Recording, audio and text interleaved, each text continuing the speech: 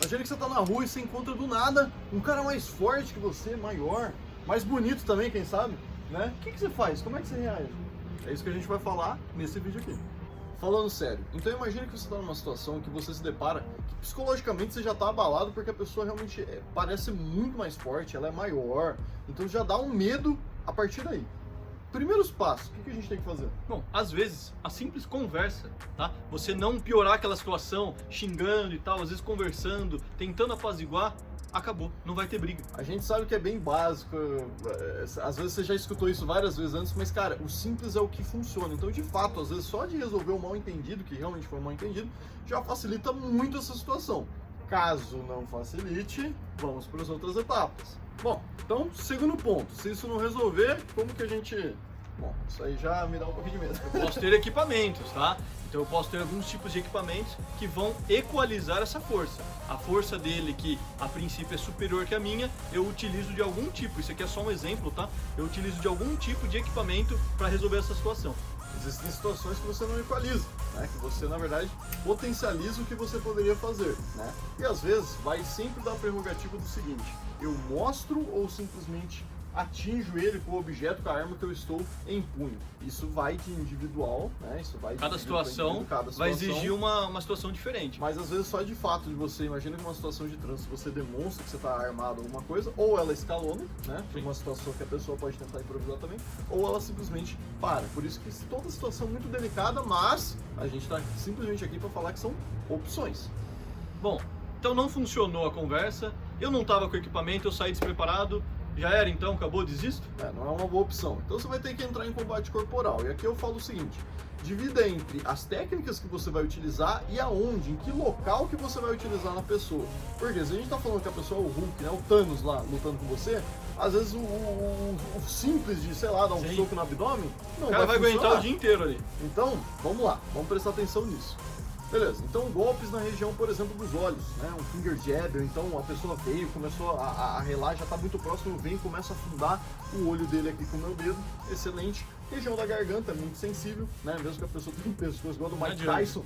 Sempre vai ser sensível. Um golpe muito bem dado também resolve esse tipo de situação. Ah, eu quero usar chutes, né? Vou usar chutes. Por que você vai chutar? A pessoa vai ficar chutando a coxa. Quem tem o melhor calejamento aqui vence. Ganha. Beleza. Agora, na região genital, pô, já facilitou, né? Então, assim, são regiões sensíveis. Tudo que te machuca vai machucar outra pessoa também, tá? Então você pensa principalmente nessas regiões. É aí que eu falo, né? Que as artes marciais competitivas, elas perdem um pouco disso, por isso que às vezes você não tem isso no seu DNA. Sim. Mas a gente que fala muito de defesa pessoal, isso já tem que ser instintivo, já tem que, pô, eu vou fazer essa região. Por quê? É o que funciona, é o simples que funciona, com o mínimo de força. Existe essa falácia, né, que as pessoas dizem que é impossível vencer um oponente de um tamanho maior que o seu e etc. Se em próprios esportes, né, você vê, por exemplo, jiu-jitsu absoluto, que pessoas muito mais leves ganham de mais pesados, ainda assim, usando as regras, elas conseguem vencer em algumas questões. Você imagine um lutador muito habilidoso, mesmo com um indivíduo muito mais forte, se utilizando, por exemplo, do que a gente disse aqui. Não interessa, ele pode ser o dobro do meu tamanho. Se eu tiver a técnica correta, eu vou ter uma chance muito maior de sucesso. Por que eu falo isso? Também a gente não vai mentir aqui. Se o oponente é forte, é óbvio que ele é um perigo muito mais real para você. Então você tem que treinar. Treine tanto seu físico, mas principalmente sua técnica. Sabendo aonde apontar, aonde acertar, em que golpe usar, tudo isso é muito mais importante do que quantos quilos você pesa. Uma analogia sobre toda essa situação, né, de indivíduo grande, etc., é calibres de arma de fogo.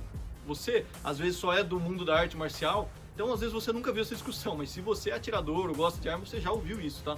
Sempre o pessoal fala que qual calibre é melhor, não, 45 é melhor do que o 40, que é melhor do que o 9, e o pessoal vai falando por quê? Pelo tamanho, pela potência. Pessoal, tem uma coisa aí que resume tudo. Qualquer um desses calibres que eu falei, se eu acerto aqui, acabou. Acabou. Não quero saber o tamanho, quanto de pólvora tinha, por quê? São regiões. Então, esquece essa questão de stopping power, sabe? É muito mais aonde acerta o alvo. E esse princípio é traduzido para a arte marcial pelo mesmo motivo. Eu posso ficar aqui muito tempo, que seria o equivalente ao dar diversos tiros de 40 nesse braço. Mas às vezes com um calibre muito mais fraco, eu acertando um outro ponto, pronto, acabou. Então você consegue fazer essa analogia e se funciona, se isso realmente funciona no mundo de arma de fogo, que você vê aonde os ferimentos são mais letais, por que não vai funcionar aqui? Então você já entendeu, né? Não interessa o tamanho aqui da criança. se você usar a técnica certa, o local certo, ele não vai ser uma ameaça. Então, falamos basicamente de conversar, falamos de equipamentos, falamos de situação realmente de corporal, né, desarmado, combate. Então, lembra, o bom senso também tem que te acompanhar a todo instante. Então, não menospreze absolutamente ninguém, mas também não ache, né, que em momento algum a pessoa não apresenta ameaça. Sim. Tá? Então, isso tem que ser levado em consideração para a sua melhor segurança.